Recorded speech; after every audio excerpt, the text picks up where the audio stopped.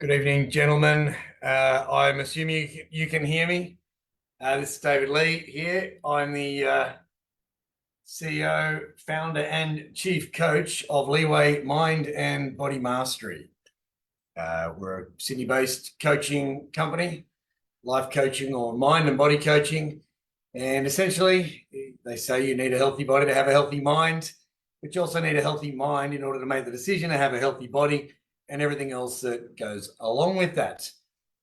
Tonight's talk is entitled The Purpose of Armory.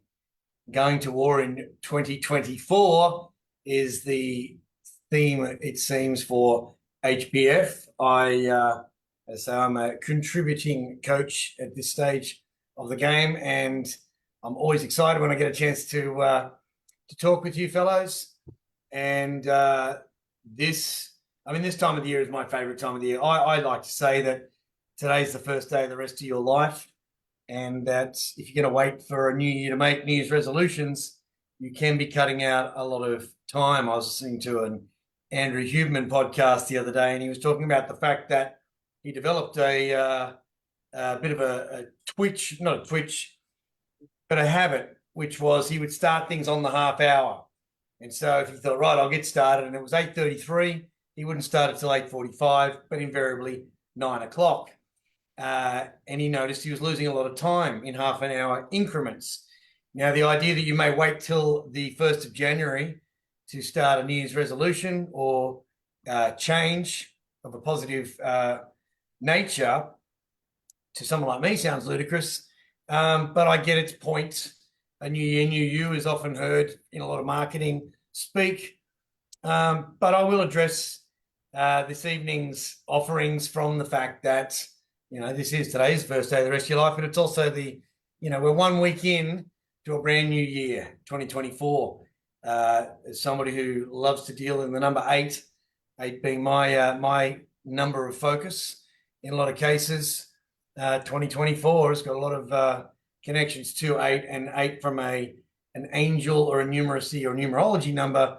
From that perspective, is all around abundance. Now, you might have an abundance mentality, but a mentality and a physicality are two different things. Actions do speak louder than words. There's a saying, as a man thinketh, so he becomes. And you can think yourself well, or you can think yourself unwell. You can think yourself successful, or you can think yourself a failure. And it comes down to a lot your inner dialogue. And so where I send the topic through and I send the photo through, and this morning I was walking the little puppy that we have. His name is Pablo, and he's a little Havanese. Well, that's his breed as a dog. He's Havanese. He's from Havana, a Cuban dog, and we've called him Pablo Porcaso, as in paws rather than unwealthy. But Pablo's a tiny little dog, and my partner took the photograph of me walking him this morning, and her point was that she considers me a big man, and I take that compliment graciously. And Pablo's such a little tiny dog. He was 2 kilos when we got him. He's 3 kilos as a puppy, of course, 3 kilos, and he'll probably only get to 4 kilos. And I walk around the neighborhood with him, and people laugh. They laugh at him. He looks like Ted. If you've ever seen Mark Wahlberg's version, the movie Ted, he's quite a cute little puppy. And as we went on and we were having this coffee, and she made the comparison, because we're talking about this going to war in 24, and her point was along the lines of some of the things Jordan B. Peterson says, which is your partner should know that you could be a monster capable of killing somebody or harming somebody in defense of her, but that you would never harm her. And she has sent her son along to my boxing classes that I do down here on Manly Beach, and she's seen me in some fights as I had in my amateur days. And her perspective is that I have a gentle nature to myself, and I offer that as a precursor to the idea that I'm talking about our inner dialogue and the way we view ourselves, and that armory. And the purpose of armory, I guess, is to protect ourselves. But invariably, I find the greatest protection we need to build for ourselves is against ourselves. I will pepper tonight with a lot of personal stories, as I'm wont to do. And I also have what I call the recency theory, which is a lot of what we believe is on what we've heard, read, seen, or been involved in recently. The idea that you're only as good as your last game is based on the recency theory. The idea of what have you done for me lately is a recency theory based expectation. I was talking to my mother today, and she had asked me, one of my sisters had asked me, would I babysit for her? Now, she asked me 3 weeks ago. So we've got a date coming up, blah, blah, blah. Would you look after the boys for me? And I said, absolutely. What date is it? And she ran it off, and that was that. I said, can you send me a calendar invite? And I do that with anybody. I always say to whoever I'm speaking to, can you send me a calendar invite? And then that makes sure that it's in my calendar and nothing takes over. As it turns out, it was my stepdaughter's 9th birthday on Saturday, and I wasn't necessarily expected to be involved, but I was involved. And my sister rang me up earlier in the week. She said, you still okay for Saturday? And I said, what's Saturday? She said, you're going to look after the boys. She's got 3 boys. And I said, oh, I can't. I've actually got Annalise's 9th birthday. She said, well, I've got mum as a backup, but if you can leave at some stage or you get a chance over the course of the day, could you help mum? Now, my sister lives an hour away, by the way.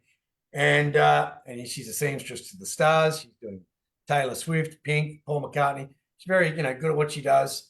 And she gets called upon and she has to be going away to these gigs.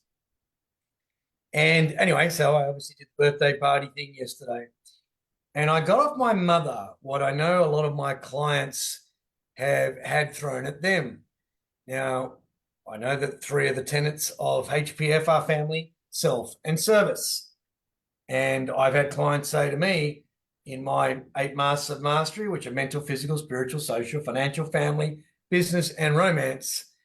I had a client say to me once, I really struggle with the family side of things. And I said to her, why? And she said, I really don't like my husband's family. And I said, well, then they are not your family. Coincidentally, I have a book that I just came across earlier on, which I would recommend highly. It's called The Circles. It's by Kerry Armstrong. She's an Australian actress. It's a very simple book to read. But the idea of it is it's a little bit like you've seen Robert De Niro in Meet the Fockers or Meet the Parents, and they talk about the circle of trust. Now, back to where I started, this book basically teaches you where to put people on those circles. The inner circle should be your family. My brother said to me many years ago, you don't spend much time with the family these days. I said, I do. I spend all my time with the family. He said, no, I mean our family. Now, what people will throw at you, and I'm a big one for sayings and quotes and their origins, and family, external family, will always say to you, but blood is thicker than water. Now, over the years, a lot of sayings get changed to suit people in those circumstances.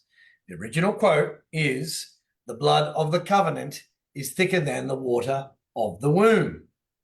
Now, the blood of the covenant is the covenant you sign with your beloved or your newlywed, and that becomes thicker than the water of the womb, which is the family from which you came. And it has been said to me so many times recently, and people say it when it suits them. My daughter's talked about, catching up for Christmas and trying to organize around the time that we catch up. And I had said, well, no, I've got my fiance and I having lunch. And my daughter actually said, well, we're family. She's just your girlfriend, is what they had said.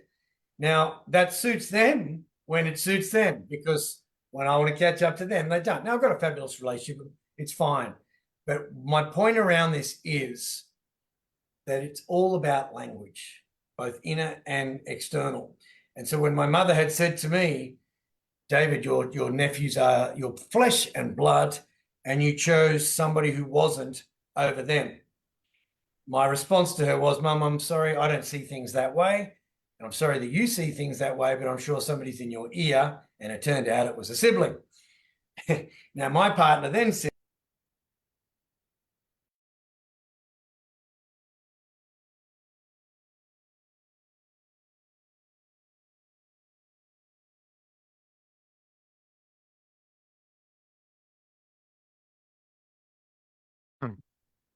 think we've lost sound, David. Am I back now? How long have I been muted for? Only for about 20 seconds, mate. Okay, cool. Probably a good thing. I'll go back to where I was and I'll have a look. Yep, there you go. Point of that is, I was then, somebody then said, you know what you should do? You should send your mother a letter. And I said, no, I'm not going to do that. And then I was praised. And again, I'll come back to this. I was praised on the way that I wasn't going to let this bother me. Now, the reason being is it doesn't do me or anyone any favors. Hang on, I'm looking at things coming through. It's a different setup tonight. I'm not used to actually having comments being through, so I'll keep sticking on the fact because I'm finding myself being flustered off this, and it's not necessarily the way I like to be. Again, another awareness of inner dialogue, inner critic, etc. Long story short, be careful of the advice you take. Understand that the family that you create is your family and your definition of what family is. So as far as Armory goes, armor is designed to protect you, but it's not designed to encase you so that you actually can't get out of it. You should be able to be behaviorally flexible in everything you do, and be careful of the agendas that people set for you and make you feel bad about you not keeping up to promises that are letting them down. Now, the very end of the story, I did say to my mother, Mum, nobody does anything for me. I'm not asking for anybody to do anything for me, but nobody does anything for me. And nobody, when I ask people, I actually don't ask people for favors. People ask a lot of favors for me. There is a quote, JFK said it, it was also from the Bible, to whom much is given, much is required. And I certainly never mind helping people out. And I always seem to be a shoulder to cry on or a voice for a stranger. And I never have a problem with that. Somebody from HPF sent me a message through Workplace the other day, which again, I don't usually check. And I had read it and it seemed a bit upsetting. It upset me how this fellow must have been feeling. And I was on the way to another meeting and I was doing my own workout at the time. But as I read it, I thought, I'm going to give the fellow a call rather than dialogue through text, because the timings all seemed out and all that sort of business. And I had about a 20 to 30 minute conversation with the fellow, and hopefully I helped him out. I think I did. But afterwards, I had peace of mind because it didn't cost me anything other than half an hour of my time. And I felt better for that fellow, his partner, their family, and I may have helped collectively 8 people. And I felt very, very good about myself for that. And so, whereas I have boundaries on my times and my parameters where I say I'm belligerently exclusive. Now, by that I mean belligerence is obviously where you're a little bit, stubborn and you do not move. And I have times locked out in my calendar, which I have put in there as me time. And they come up as orange, and I'm belligerently exclusive in that time.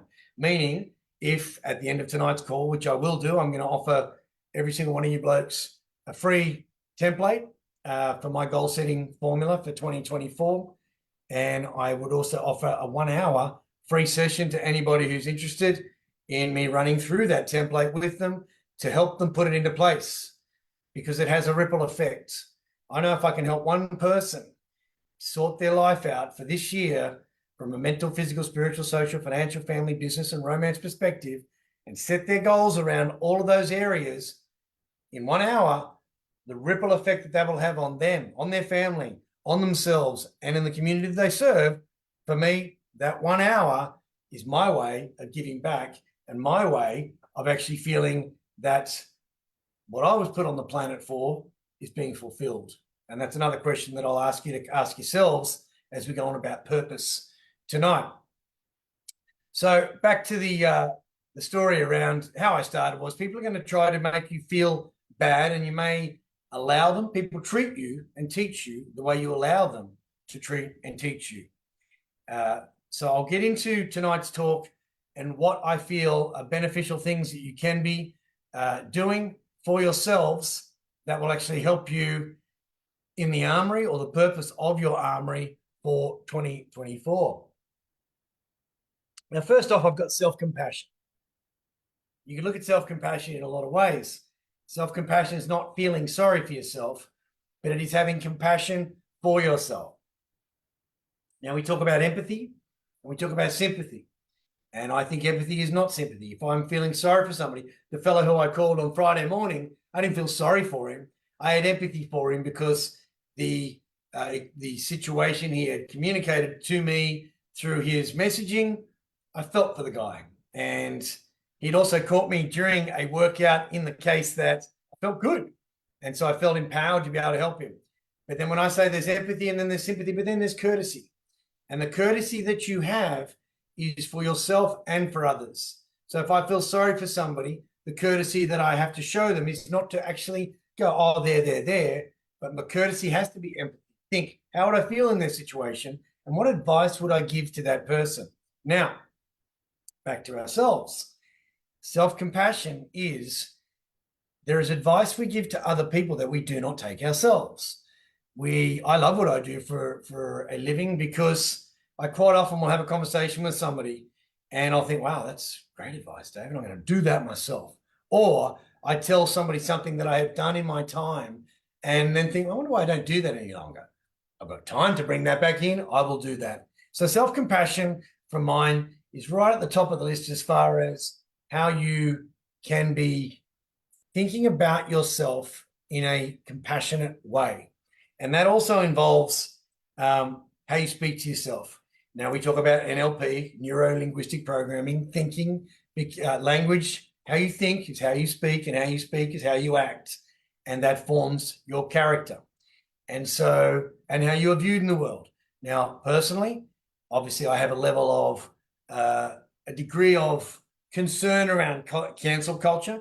I really don't care too much what people think of me, but in my role, I have a responsibility as a leader in the community. I have been called, and I hold that role to not be or be seen to do certain things which wouldn't be in line with my character. It doesn't mean that I'm being insincere, but there are only once a fortnight where I get a chance to, when I say chance, the opportunity to let my hair down. Today's one of those fortnights that I didn't last night because I have a big job to do tonight. And I think about these talks. I've been thinking about this since this morning at about 9 o'clock. I think I sent that photo off to Adam and was walking with Pablo. And all day long, it's been on my mind. What is the purpose of Armory? And these are the things that I have been thinking about. Now, the next thing on that list, obviously, if you're going to have self-compassion for yourself, it is challenging negative thoughts. And there's a quote that says, there was never a statue erected to a critic. Now, there are people who are food critics. They go into restaurants and they say, yes, I enjoyed the ambiance and the wine list was phenomenal and sommelier was this and blah, blah, blah. And the food was great, a bit too salty on the seafood. They're a food critic, and that's what they do, and they're experts at it. And I think when you're challenging your negative thoughts, you're challenging the inner critic. And we are experts at criticizing ourselves. However, how many times have we gone to a restaurant because somebody has recommended it to us? And then we go to the restaurant and we think, okay, that's nice. Or we go, what were they thinking? This is terrible. There's no ambiance or ambience at all. There's, it's too loud, it's too noisy, etc., etc. However, we listen to the inner critic, who is us. However, that inner critic is a collection of the critics that we've come across in our lives. I call those critics the limiting beliefs. It is said that we are born with only two fears, the fear of falling and the fear of loud noises. Every other fear that we have has been given to us by a carer or a comment or a character or a criticism or some other C word, as I say, and every other fear and belief has been told to us as far as what it is that we should or shouldn't believe. Some of those beliefs serve us for a reason in our childhood. And I think, as say over Christmas, a lot of children's Christmases would have been shattered in the last week or so, 2 weeks ago, when they woke up on Christmas Day knowing that there was no such thing, or being told rather. So I know that some of your sons and daughters may listen to these, being told by someone who decided it was the right time to, crush the child's dreams, that it was no longer viable for them to believe in Santa Claus. I was in fifth grade when my fifth grade teacher said, stand up all those who believe in Santa Claus. And I, along with two other boys, stood up and she said, sit down, Lee, you idiot. And then went on telling us there was no such thing as Santa Claus. When I asked my brother, he said, it's true, but don't tell mum and dad or you won't get any presents. Now, again, that was a limiting belief. At that stage, it was a belief that served me very, very well. But from then on, if I continued to believe on it, it would limit my social acceptability around town if people questioned that. Now, again, last night I went out to dinner and there was a former politician who I had dinner with, and we were talking about vaccines and things like that, and people's agendas and people's belief systems. One of the things I had said to him, I have every respect for every person on the planet's rights to believe whatever they want to believe. I don't think it's fair of me to, I offer advice. I also say I'm a coach, as in a coach doesn't do, they tell. There was a quote when I was a kid, he said, those who can do, those who can't teach, as though it was you're only teaching because you're incapable. But I think what is interesting as I get older is that no, I teach because I don't need to do. I can't do it because I don't do those mistakes any longer. So I can't make the mistakes because I know what the answers are to not make the mistakes. I said to a lady once who's in finance, if I gave you a safe with $86,400 in there and I cracked the code, I gave you the code, would you crack it? She said, yes. And I said, however, I've given you the code to make the most of the 86,400 seconds that are in your day, and you're not even punching the first one in. There are 8 keys. Here they are, punch them in. You're not even putting the first one in, and you call yourself a financier. So the idea being is challenge the negative thoughts that you have by asking, where did they come from? What evidence? If fear is false evidence appearing real, and Seneca said we suffer more in imagination than we do in reality. Where did the imagination come from? Where did you start to believe this, that, and the other about yourself? So I listened to a David Goggins thing the other day, and he calls himself an MF quite a lot. I'm personally not much of a swearer. Again, a belief system I inherited. It's just not my bag. I'm not much of a swearer. And he was talking about how he speaks to himself, and he calls himself an MFer in quite harsh terms to motivate himself. Now, he's a very self-motivated man. I'm more of the person who is very well done, David Lee. Well done, DL. Good man. This is great. What are you going to do today? Right, cool. Are you doing what you said you're going to do? And all day long, my inner dialogue is clearly challenging negative thoughts, but it's along the way of saying, what are you going to do today, and be aware of when you're doing it. Now, my number 3 thing on the list is cultivating daily gratitude. You guys would have heard about gratitude. You probably even have gratitude journals, but the daily gratitude is just looking around, being grateful for everything you have, and even grateful for who you are doing what you're doing with what you've been given. I talk to people about having a plan. Now, every single one of you should be sitting down and going through a plan. I'll send you the plan, david@leeway.com.au. You've probably got your own plans within HPF as well. I have about 7 or 8 plans that I go through every year. And I have a process. And the idea of this process is I cannot fail. There is no way if I do each and every one of these that I can fail. And if someone was to turn around to me tomorrow and say, I've got this plan, it's 7 ways that you can do this in 7 days, I'd give it a crack. And then I might go, you know what, I probably wouldn't do day 4 because that's just not for me. There are certain things, I know Alex is doing 75 hard. I didn't drink alcohol for all of 2022, not a drop, and it served me very, very well. I managed to write a book in 4 months, and that was great.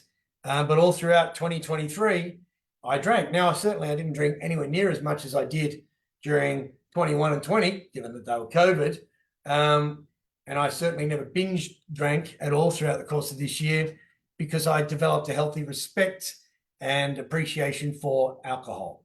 Now, having said that, in the last, I've been on holidays for 2 weeks, and I, would have eaten, drank. I cooked a 12-kilo ham for Christmas, and I've been hankering away at that, and having glasses of red wine and all those sort of things, but certainly not getting to the point where I was out of control.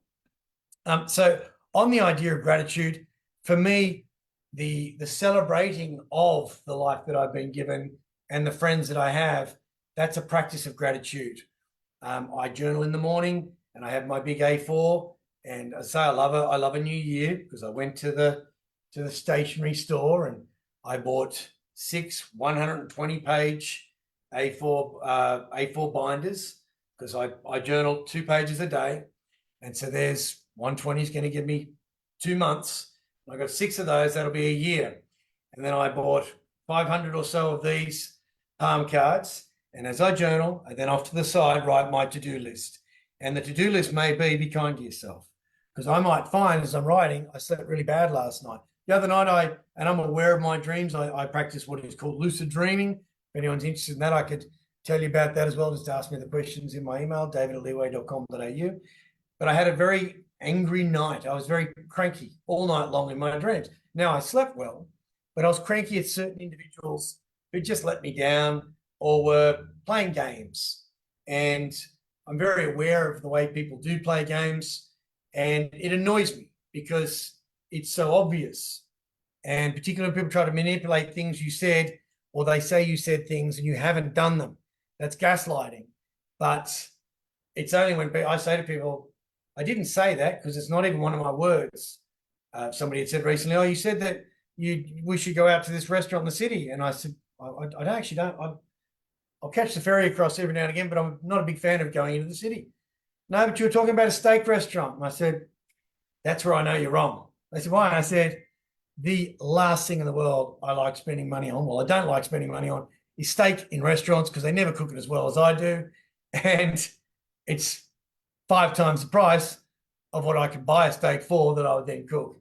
So I don't know why you're saying I'd say that, because I certainly wasn't drunk. And I didn't say it. So it must have been somebody else, and I'll give you the opportunity to consider who it might have been that said that to you. So I was letting them off the hook for trying to manipulate me. Another one of those stories. But yes, in challenging those, in having an attitude of gratitude, whilst we all know this, it has to be practiced. It can't just be saying, oh, da, da, da. You have to, it's got to be permeating through your inner voice. And it's the idea of stopping and smelling the roses is being grateful for the smell of a rose. The idea of smiling at strangers is being grateful for your ability to walk past a stranger. I've got on here as well, acknowledge and celebrate achievements. Far too often, we just accept our lives as just normal, and we're not necessarily acknowledging how fantastic they are. The ability to have the abundance to be involved in a tribe and a community such as this is something to be grateful for. Those tribe members and your cohorts and even your friendship groups, that is something to be grateful for. I sat in a restaurant earlier this afternoon, and there was a bunch of people up there, and they all had these bands on, and they were sculling margaritas, and they were it just was a terrible, every single one of them was just blind drunk, making lots and lots of noise. And there was a couple of kids with me and my partner, of course. And I was kind of triggered to go over and find out who the ringleader was, or the group leader, and just say, can you calm it down, cut out the curse words, and you're clearly drunk. And then I thought, hang on, I'm then in the melee with a bunch of drunks. And I advised you guys ages ago, if you see trouble, don't try to cut it off, call the police. That's their job. Call security. That's their job. You may be able to look after yourself, but you don't know who's coming from behind. You don't know whether that clown's got a gun, and you don't know whether there's, ice or enhancing drugs, strength enhancing drugs on their side as well. All I said to the manager of the restaurant was, these guys been here all afternoon, clearly? She said, yes. And I said, they've certainly got their money's worth? She said, yes. And I said, is there any security on the premises because they're knocking over glasses and tables, and you guys haven't actually been over there because it's all self-serve. to them. And she said, I said, I'm not so unhappy, but look at all these finely dressed people. And these clowns are just getting out of hand. A couple of big burly blokes sorted it out, and that was great. And they're probably acknowledging and celebrating achievements. Number 5 I have on here, and I have 50 of them, is learn from mistakes without blame. Now, I send a quote of the day out to my clients, and the quote I sent the other day is that the problem with experience is that you learn the lesson before you've been taught it. So you generally learn through experience. No one says, ideally, the more we can preempt problems and advise people. And I often say to people, your children don't necessarily know how to behave. Freud said we're all born animals. It's up to society to condition us into people. And so if you walk into a situation and your children are with you, you have to say, right, when we get in here, no feet on the table, no eating with your hands, and you correcting them as they're making the mistake is a little bit too late. It's kind of saying, oh, your back wheel come off? Yeah, sorry, there's a pothole back there. Show your children and those that you care for where the potholes are. But for yourselves, when you make mistakes, accept it. I used to say to my children, it's never a mistake. The first time you do something wrong, it's not a mistake, it's a lesson. The second time you do something wrong, then if you know that lesson, then it's a mistake. The third time, if you continue to do that, then it's going to be either a crime or a sin against yourself and humanity. So in your journaling practice, now it is, I know you guys have a formulaic way of journaling as well, but to freewheel over a couple of A4 pages, jibber jabber, anything. I'm telling you, because I keep saying to people, do you journal? And they go, no, I should. It's like, just get it. I'm giving you the keys to the kingdom. Anybody who wants to work out this life and how to live it, it's all up here. Whether you realize it or not, you already know. You know all the answers. You're just not doing it. To know and not to do is really not to know. But in the journaling process, you have written proof. Coming to the end of my journals the other day, and I thought, oh, I've run out of paper, and I went and I looked and I thought there's got to be one of these journals that I didn't finish completely. And I picked them up and I started reading the dates, the first week of each of the years for the last 4 or 5 years. And I spent a good hour and a half reading through these journals, but being very, very grateful of the lessons that I had learned without blame and seeing a theme. It's this time of the year. People are going to be like this. Family are going to put pressure on you. There's alcohol involved. It's Christmas. There's so much emotion. My mother having a chip at me, I just said, Mum, that's really mean. It's not like you to speak to me like that. Surely somebody's coaching you in the background. And, that was the truth. My father used to say to me as a young bloke, self first, self last, and if there's anything left over, self gets. Whether he realized it or not, a lot of my father's criticisms of me have served me phenomenally well into my adulthood. And family, self, and service, the self part, you have to come first. And how you communicate you coming first to the others around you is part of your self and personal responsibility. Just saying, well, hey, I've got to look after number one or else, I can't look after you guys. There's always another way to communicate if it's not being effective in the first instance. I'll tell you the worst way is through text. The amount of 65% to 75% of communication is nonverbal. And the idea that we are communicating to our partners or to loved ones or to employees or to bosses through text and expecting they're going to understand it is madness. One of my friend's birthdays today. And if you see me, I post, happy birthday to people on Facebook and all that sort of thing. But to my very good friends, I'll ring them. And invariably you get the voicemail because they're obviously busy and they've got other people.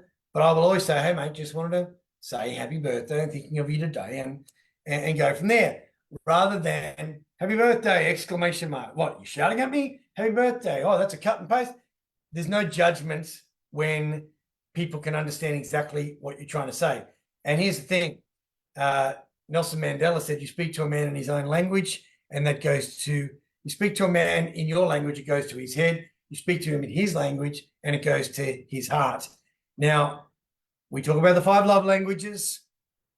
We're arguing with our partners, and we keep forgetting these 5 love languages.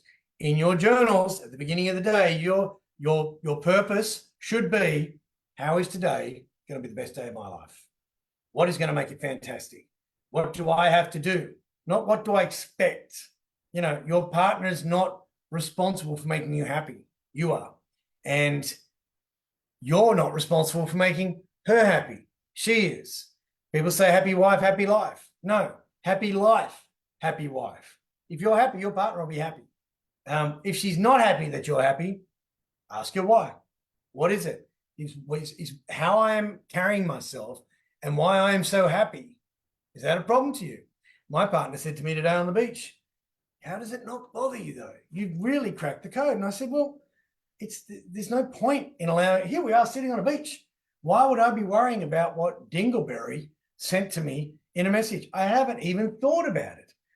And she was telling me some stories from the party. And I said, you know what? Let me do a quick, demons come out.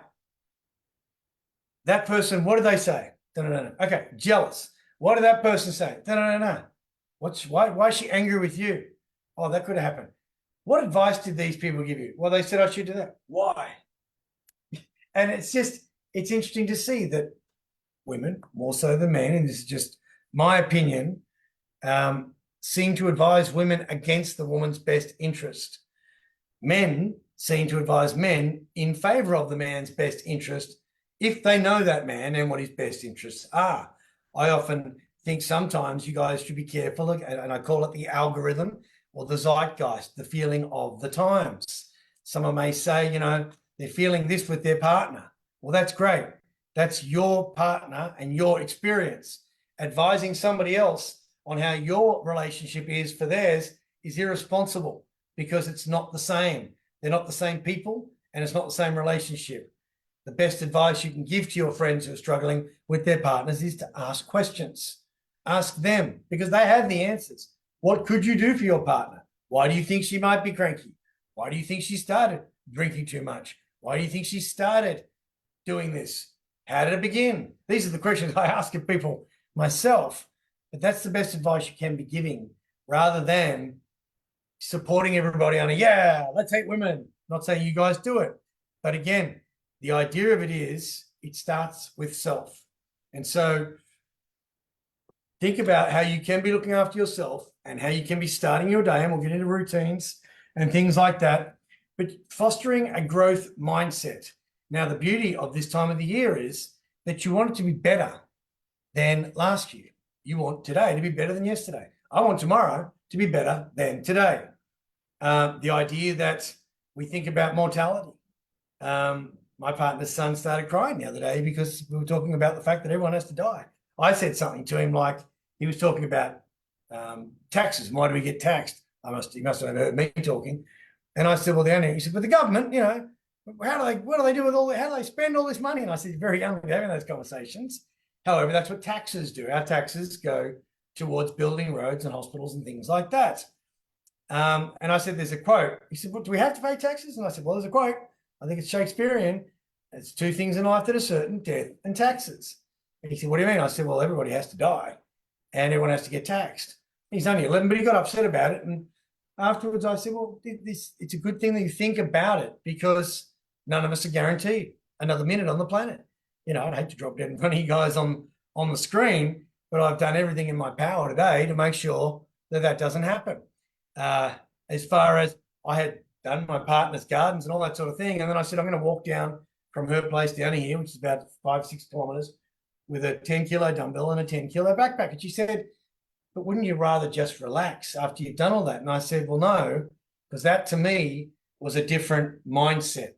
And I talk about the mindsets. Now, if you've got a growth mindset, you can look at incremental or incidental exercise as part of your daily, but that to me is bonus. And the idea that I'm lugging big green bins and whippersnippers and all that sort of thing, that's what functional fitness does. You know, you sweat in battle to avoid, you sweat in training to avoid bleeding in battle is one of those quotes they use in the armed forces. I train so that I can lift a lawnmower up a bunch of stairs and carry a full green bin and be able to do a garden and then exercise, because that's what I'm after. I'm after longevity and activity. And if I can find ways of mixing up play or work with exercise, that's gold.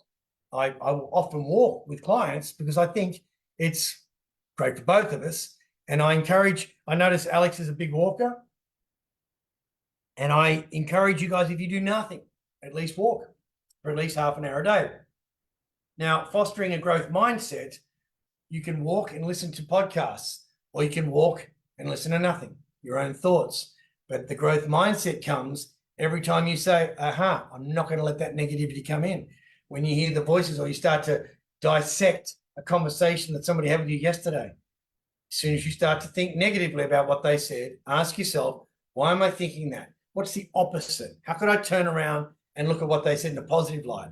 Rather than see them criticizing me, which that you may feel that they have been, but let's just say, okay, rather than have the entire conversation and time I spent with that person wasted, what could I take out of it and use to my benefit?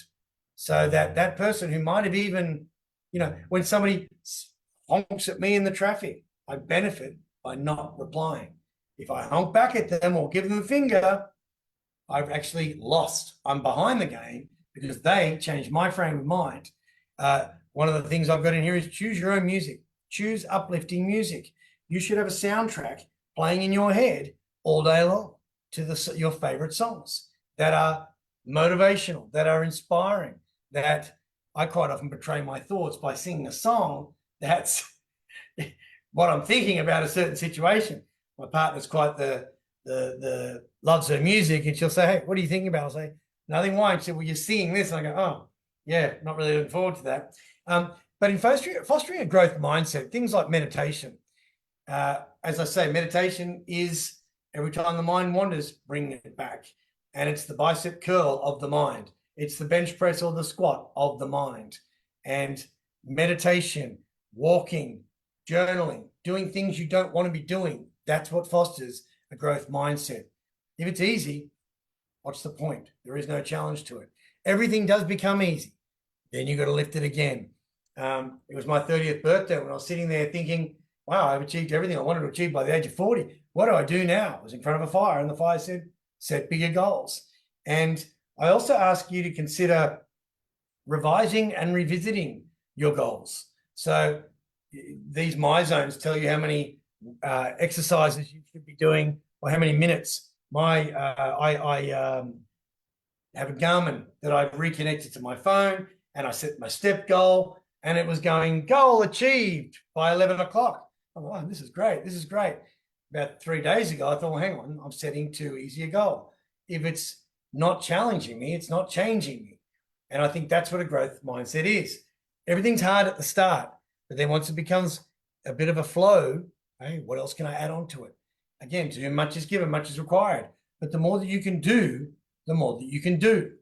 What would you advise? So again, if you're faced with a situation, what advice? Now, the advice somebody gave me today about you should write this and say this, it's like, no, I'm not going to do that. The advice I would give to myself is to do nothing, at least for 24 hours. At least I'm certainly not going to interrupt the calm that I have to bring a storm in that's got nothing to do with me, that until I allow it. It takes two to tango, as they say. Develop a sense of humor. The idea that the advice, I didn't really elaborate on that because I pretty much already have the advice. What advice would you give to yourself? So think about that. What advice? And tomorrow, the advice I will give myself, I will act upon through my journaling. I'll write what's happened today, and I'll then have a palm card saying, call, don't call, forget about it, or wipe, as far as that is concerned. But developing a sense of humor. Everyone goes, oh, David likes a dad joke. And it's like, yeah, I do, because it makes me laugh. If I'm laughing, it means I'm happy. If I'm happy, you get a happier me. Now, I want to talk to you about positive anchors and negative anchors. There's a thing I learned in NLP, which is called anchoring. And the idea of it is you find a pressure point on your body. It's ideally supposed to be somewhere that's not visible or evident to other people. Mine's here. And every time something really positive happens for me, I just push onto that part of my body. And I'm stacking a positive memory. I'm reinforcing a positive activity. The idea that I believe that life's about meaning and memories, you create the meaning through the memories and the memories through the meaning, is based upon the idea that you're having meaningful experiences that are so meaningful that you'll remember them down the track. I said to my 9-year-old stepdaughter, they were showing all these photos, and I felt I did a lot of running around for the party. And in a little bit of a woe is me, I said, wow, there's not one photo of me from your birthday party. And she said to me in her wisdom, don't worry about that, David. I'll remember in my heart my 9th birthday and what you did for me forever. And I said, oh, that's wonderful. Thank you very much. And I said, will you remember me in 10 years' time? She said, yes. And I said, will you remember me in 20 years' time? She said, yes. And I said, will you remember me in 40 years' time? She said, yes. And I said, knock, knock. And she said, hello, David. Now, the joke goes, when they say, who's there? You go, you don't even remember me in 1 second. But she's that bright that she said, hello, David. And the point, I was trying to bring a bit of humor to the situation. Now, with the positive anchors and the negative anchors, that experience, as I was talking to people yesterday, I was touching here. Now, not only am I adding to that anchor, that pressure point, a positive experience, but I'm also drawing on all the other positive experiences that I've anchored in there that go towards creating a more positive and energetic and best version of me that those people yesterday got. My day for me yesterday was up at 5. I did my own training. I then took a boot camp on Manly Beach where I trained with the guys for 45 minutes, then took a boxing class for another 45 minutes, ran around, got all these balloons and things, set up the birthday party, did that, bumped into the old in-laws, and that was interesting. Went out for dinner, and as I, had so many cold showers before I went out for dinner, and I got in just, 1 minute before dinner, but I had another cold shower, and as I got in there, I thought, right, I've got to pump up. I didn't want to have to get drunk or drink to elevate myself to feel better. I went straight for the anchor point, and the cold showers help, of course, but that's that anchor point that I've continually added to. Now, how you do it is you literally write down, and this is what journaling is good for, all of the very, very positive experiences you have had in your life. The day that I first did this, and I obviously add to it since, I wrote things like the day my first daughter was born, the day I brought her home from hospital, the day she started school, the day, and grand final wins in various sporting events or running races or whatever it was, awards from whatever. Now, I wrote them all down, and then you literally find your pressure point. And as I say, mine's here because I used to straighten my tie, and in the speaking situation, I've this thing on. It's all a bit funny, but I'm also doing that with my, physiological sigh as I'm getting everybody, so I'm relaxing myself as well. But you write all of those things down, and then you sit there and you go, okay, the day I won my H championship, and you think about it, and you hold that pressure point in, and you feel the feeling, and as you feel the feeling, then you push it in, and each of those things. Now you're stacking that. Now, there's a thing called collapsing anchors, whereby, and it's a big process. I've done hypnosis, of course, and matrix therapies as a qualified practitioner. And when you collapse anchors, what you do is you have the positive anchor here and the negative anchors are there. And so you've gone through the positive anchor experience, and then with the negative anchors, you think to yourself, okay, that was pretty shit. That was pretty shit. And you write them down and how you did feel. But as each of those comes up, you then touch this point here and think of the positive thing that happened. And you are collapsing those anchors until that disappears. It's like what I talk about, a replay on the live television event, and the little part is the replay, but the live event is here. And it's basically minimizing all the bad things that have happened to you in life and maximizing and magnifying all the good things that are happening to you in life. I was only saying to somebody this morning, there's an expression that says trauma bonding, that people bond with people who've shared the same trauma experiences with them. But from a negative self-care perspective, we trauma bond to ourselves. We are bound to the traumas that happen to us in our childhood, but they happen to us in our childhood. No one's denying that. No one can change that. But being bound and tied to a belief that happened to you in a child, it's almost like, I don't get it. Why? There's a thing in law called double jeopardy. If you've been tried for a crime and you did the time, and then you can't be tried again for the same crime. Whereas, as much as we suffer more in imagination than we do in reality, a lot of us suffer more from our memories than we do in our present. And so we are giving more and more weight to that person. The reason I wasn't going to engage the 3 or 4 silly things that happened throughout the course of my day today that I could have been was because I'm not going to let these people live rent-free in my head. I'm not going to let their drama become my drama. And the best way I said it was, I don't watch Love Island or Big Brother. I think it's stupid. You want me to watch Big Brother or Love Island, and I don't want to watch it. So watch the television as much as you like. Watch those programs, but they're not for me. I don't watch them any longer. I'll watch Seinfeld. Not that there's anything wrong with that. So those positive and negative anchors are great. I'll run through, I say, so from the Purpose of Armory and my purpose acrostic, which is the P, you have to have a plan. The U is you have to understand who you are and what that plan is going to make you, or how it's going to break who you were that you don't want to be any longer. You're then going to review and renew that. Every single day, you're going to review the day. You're going to see how that day went. Then you're going to go, it was a good day. I did a good thing, and I'm very, very happy with the way that it works. Brilliant. The P is people. And I say, cull the Cullens. Now, if anyone's ever watched the movie Twilight, the vampire family in Twilight were called the Cullens. And I mean the energy vampires, the people who just drain the life out of you, the people who you're wasting your time talking about, the people who kind of rain on your parade, and then they go off to the sun. They're ruining your life while they seem to be happy. It doesn't seem to be. The idea that Confucius says every man has 2 lives, and he starts living his second life when he realizes he only has one. And that one life belongs to you, and you have to own it entirely. If you feel somebody else is owning your life, you need to address that. Now, if people are stealing your energy, and it could be that you've known them for however long.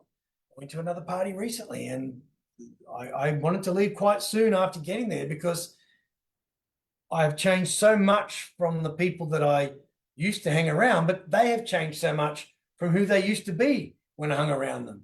There wasn't a lot of laughter. There wasn't a lot of frivolity. There was far too much reliance upon drugs, alcohol, vaping, cigarettes, and all this sort of thing, and sledging, and it just, to me, it wasn't the best use of my time.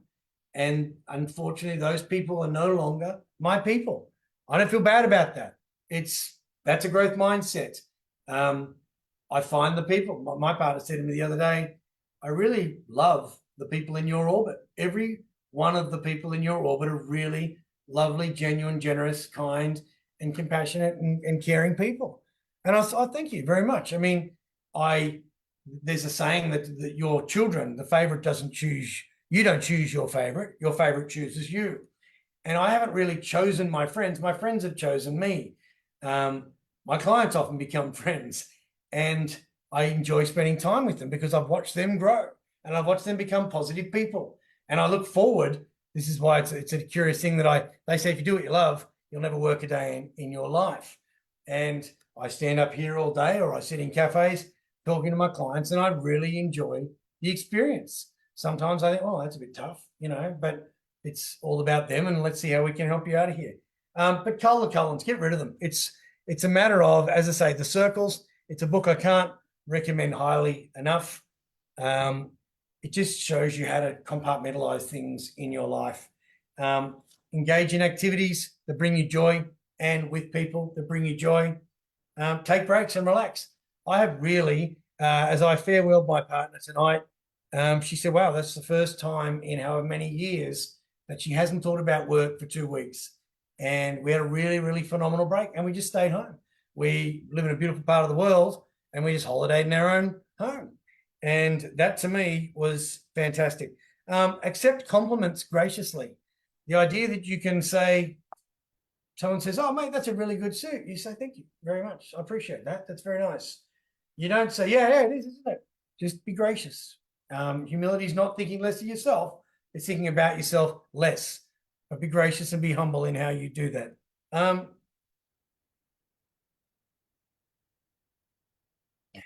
What is the point?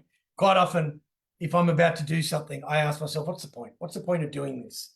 And if you cannot rationalize what the point of that is, even worrying about things, what's the point of worrying about this? If you can't rationally reason why you're worrying about something, then don't worry about it. Be continuously curious. The idea that you guys are big readers, which is great. The audio version of my book is available. As I say, anyone who buys my book gets the audio bundle for free. Use the code HPF at the checkout. You get the book for 25% off and the audio. 5.5 hours of audio is in there. I recorded it. It's good fun. But again, be curious. Be curious about learning, about the world, about yourself, about people. People fascinate me, and that's why I love what I do. And I love people watching. It's not necessarily perving or voyeurism, but just watching how people interact and why they do certain things. I learn a lot about people. Setting boundaries, not barricades. The armory that you are wearing for yourself, my spirit creature, if you like, is a cicada. Cicadas are in this shell, and they're in that shell for up to 18 years of their life, but then they split out of that shell and they blossom into this beautiful creature, and off they fly and they make a bit of noise and they mate and then they do it all over again for 2 weeks. But that shell can be lost. Lobsters, when a lobster sheds its skin, it actually retreats into a cave, and then sheds the skin, and then it comes back out again. The exoskeleton is there, but it's continually shedding its skin so that it can actually grow. And I think this time of the year is a perfect time of the year to retreat to somewhere special or somewhere where you won't be bothered for at least 1 to 3 hours and write out what you want the year to look like. Write a letter to yourself. It's December 31st, 2024. And I just had the best year of my life because I did this in family, this for myself, this in service. And from a mental perspective, I grew this way. From a physical perspective, I got ripped. From a social perspective, I got rid of some loser friends and embraced some new friends. From a spiritual perspective, I took up Buddhism, or I looked into Hinduism, or I became a Shinto, or I did yoga, or I, walked out in the sun. From a family perspective, I rekindled some bonds, I let some go. These are all growth things. Letting things go, it's the idea of the Buddha was asked one day, he was walking along and he asked his students, how heavy do you think that boulder is? They all had a guess. I don't know, Buddha, how heavy is it? He said, doesn't matter if you don't pick it up. And some of the things you're carrying, by the end of my walk today, when I took off that backpack and put down the dumbbell, it was like the lightness that I had. And so some of the things you just have to let go. From a financial perspective, where are you spending money? You could be not spending money. Where is the lifestyle you think you're living not really the best use of your time or money? Business perspective, is the job that you're doing the job that makes you feel like you're doing? Is your boss making you sick? And if he or she is, you have every right in the world to quit. You don't have to do it, but you're your boss at the end of the day. And if your boss is making you sick, then you're allowing him or her because you are that. From a romance perspective, how did you want this year to look? Are you rekindling? What do you need to do? Forget about, I think the more you do, the more you get out. You get back what you give. And so that's one of those things to be looking for. Already talked about that. Morning and evening routines, you guys know all about them. Just do it.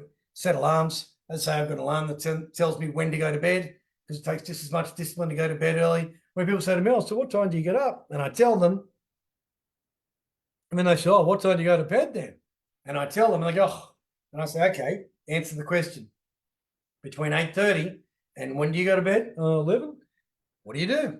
Oh, watch telly. Great. How did that improve your life? I have no problem with television. Mine, as I say, it's YouTube. And on, I think it was Friday night, I watched YouTube for an hour and it was all educational stuff. So, but I love that. So great. But watching a movie for 45 minutes or a silly reality TV program where you're watching people who aren't good enough to be actors and then they become famous, it's all a bit of a silly thing. Get that going. Number one for me, that's actually a funny one. The last thing I'll read them. I may as well go through them. Focus on the present moment. The idea that you're absent from life, as far as I think it's inability to be present and to focus on how happy you are or how you actually feel. If you sit there and you think, oh, I feel like I've got indigestion, do something about it. I feel tired, go to bed. I feel angry. Why are you angry? Question that. I feel this. Feel how you feel.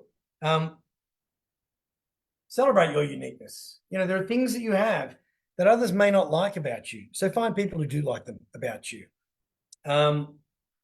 Choose your music. I spoke about that.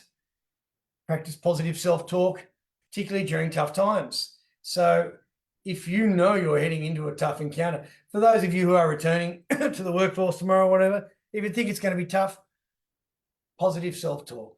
This is the way, because when I say as a man thinketh, so he becomes, there is a thing called a nocebo. There's a placebo, which people get and they're testing drugs and things like that. A nocebo is where you imagine things that are happening that aren't going to happen.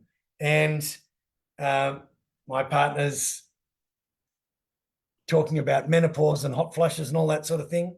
And she said, I'm going to count how many hot flushes I have today, just out of curiosity. At the end of the day, I said to her, how many hot flushes? Oh, no, the next day, I said to her, how many hot flushes did you have yesterday? And she said, 20. And I said, okay, cool. It was the end of the next day. I said, how many hot flushes did you have today? And she said, oh, about 4, I think. I said, how many did you have yesterday? 20. Now, because she was looking to count the hot flushes, she was having hot flushes. And a nocebo is where you think what they tell you is going to happen happens, and it does. And it's called hyperintensity. You're trying to get to sleep. You go, I've got to get to sleep. Got to get to sleep. You're not going to get to sleep. Think of what the opposite is. So the positive self-talk. And then the very last thing I have here is seek professional help. I mean, there's nothing wrong with that. I've got friends who are psychologists. I did very well out of COVID because nobody could get in to see psychiatrists or psychologists. And so I picked up a lot of new clients. And most of those clients would tell me that even though they had seen psychiatrists and psychologists before, they benefited more from working with me than any of the others. And the same answer kept coming back. Why? Why do you think I was more helpful? Because clearly I'm not a psychologist or a psychiatrist. And their answers were, well, one, you always followed up. You gave me things to do. If I never heard from the psychiatrist again or the psychologist, I never heard from them again.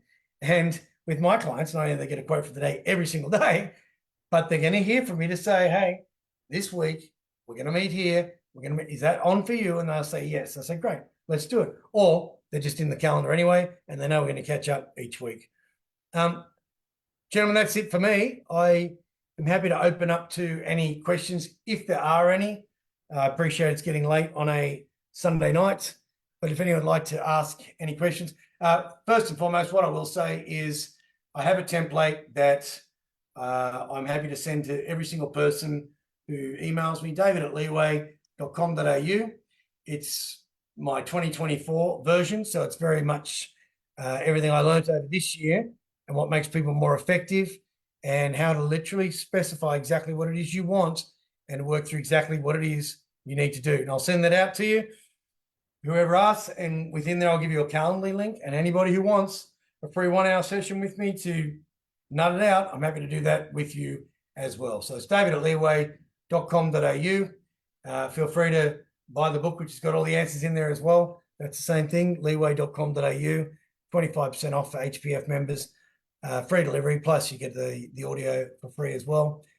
Feedback I'm getting is phenomenal. I'm really, really very, very graciously, humbly grateful for the feedback, but it's been, phenomenal. The feedback I'm getting from some pretty serious people, which is great. But if anyone's got any questions, I'm happy to take the floor for the next 10 or so minutes. Adam, are you there? And is there any questions?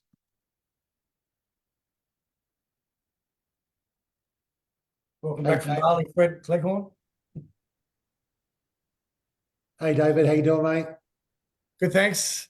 Hey, that little book you had before that you said you can't, you highly recommend. What's your Is it name? called? Steve, is it? Yeah, mate. It's called The Circles. Is Cool. that the one? Kerry, yep, that's the one. Yep, Kerry Yeah. Armstrong.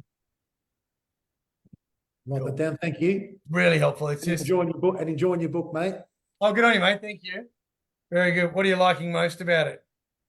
Mate, look, getting in from just your initial story introduction, just to think that wide.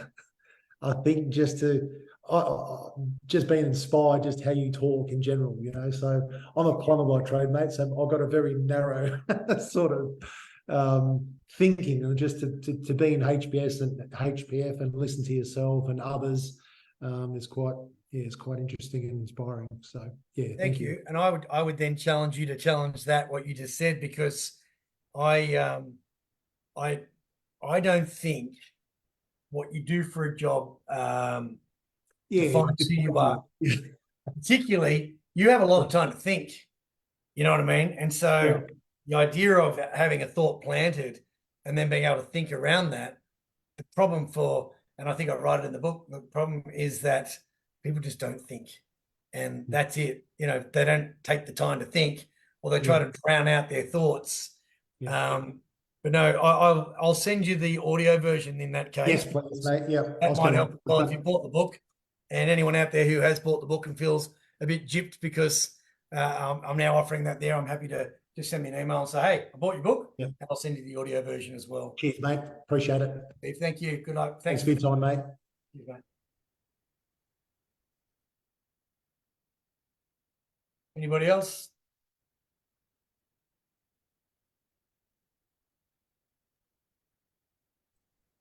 Oh, good. Just a good session. Oh, thank you. Thank you very much. So I'll be looking for your book shortly too, I think, David. So I'll flick you an email soon. Good on you, Ian. I'll personally sign that as well. It's nice to. I'm very grateful for the support, and as I say, a lot of the content from the book came from talks that I was giving with you guys, and it's what I love about this is, as I say, that to come up with 50 different ideas for tonight, I had to think of 50 different things that I hadn't thought about before. If I keep trotting out the same stuff, then I'm just a one-trick pony, and I'd get bored. But having to pick up different books, and when I do read books, I highlight with a highlighter, and then I highlight the back in the section. So let's just say the talk tonight was around your inner armory and being able to protect yourself, but also protect others. I went through all of my books from my bookshelf, and I just flicked to the back, and I looked at the different chapters and thought, resilience. How does resilience become cultivated? And, when I opened that page, it was a sense of humor. And I thought, actually, yeah, a sense of humor is important when the shit hits the fan, so you got to be able to laugh or you'd cry. Yeah, no, the reading the books, I actually have not been a reader for probably most of my life, and probably for over 30 years, I have not sat down to purposely read books. But that was one of the things on my list to start doing this year. And I'm about a third of the way through my first book for the year, which is the 4 Agreements. And trying to get in with the small books first and things like that, and just get into that habit, because there's a lot can be gained from that. So that's one of my goals for this year, to keep a new habit going. How are you doing that? Can I ask you? How am I doing it? Yes. To keep the habit going. How are you making sure that you keep doing that? Exactly what I just said to you then, is you have a book on offer. Yep. I have the interest in the subjects. I have to have the interest in the subjects. Yep. But are you setting a time? Are you setting a specific time apart to actually read? I have been mainly when I go to bed. I've been reading just a few pages at a time and all that, and that seems to slow the mind down. Yeah, it's one of the things that I recommend, particularly if that's a goal, is early morning reading, where you go, you know what? At what time do you wake up of the morning?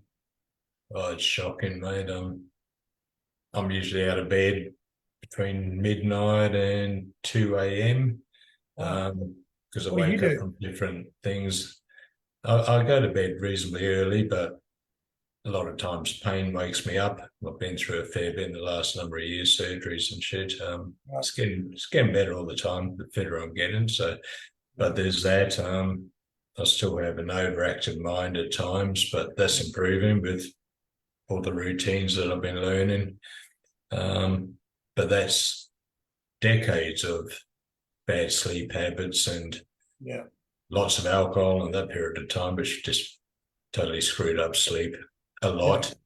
But I'll go out. I'll probably, well, probably not the best thing, but I'll just flick the TV on when I go out at night. I don't want to wake my wife up there, so just watch a bit of news or something like that. And quite often I'll doze off and get another hour and a half, 2 hours before the sun comes up. But sleep is probably my biggest hurdle, that even after 12 months, I'm still struggling. It's better. I used to get 4 hours a night tops. Wow. At best. I'm up to 6 to 7 hours some nights now, but it's broken sleep. Good work. Yeah, so I mean, the reason I asked that is I read for an hour a day, but I set a timer. And so that timer goes on and I go, right, start, and I'll read away from everything else. So there can be no ringing phones. My phone is with me, but it's on timer. It's on silent mode. And if I don't understand a word, then I'll look it up on dictionary.com, and that counts as part of that hour of reading because I'm still reading. If someone interrupts me, I actually stop the timer. Hello, Gary. Good night. See you later, Gary. And then I start it again. And then when the alarm goes off, I shut the book and I go off and do my next thing. But that's time that I've set aside exclusively for me, because in my line of work, the more I know, the more I can help you. And so those books are not like Peter Pan. Peter Pan's the sort of stuff I read to go to sleep at night. I read, it's like the morning routine is the hard stuff and the evening routine is the soft stuff, the hot showers, the wind down stuff. So try that out, even if you go 10 minutes. Well, it's probably a good opportunity in the time I'm awake in the early hours of the morning, just sort of sit there and read for an hour or two. So good luck with that, Ian. Good to meet you. Thank you. Right. Cheerio. All right, it's I am up at 4:30 tomorrow morning, so I don't think there's any other questions. I'll head off to bed, and gentlemen, lovely to have your company for this evening. Thanks very much for your time, and good luck with 2024. I'm looking forward to working with you more and more throughout the course of the year. Good on you, David. Thank you. Thank you very much, Thanks, mate. Cheerio. Thank you. Bye. Thanks, David. Have a good week. See you, mate. Bye-bye. See you, mate. Bye. Bye-bye. See you guys.